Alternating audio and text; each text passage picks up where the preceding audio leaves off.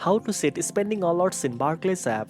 First of all, open the Barclays app on your device and log in securely using your fingerprint, face recognition or passcode to access your account.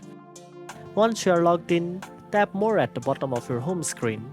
From the menu that appears, select Settings, where you can customize various options related to your Barclays app experience. Next, tap on Push Notifications to manage the types of alerts you receive from Barclays directly to your phone. Here it is important to make sure that the payment alert option is switched on if you want to receive instant notifications every time you make a spend or receive money into your account.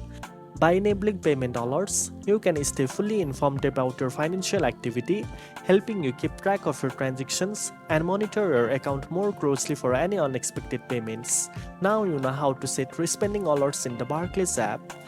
If you found this video helpful, don't forget to like, share and subscribe for more banking tips. Thanks for watching and I'll see you in the next one.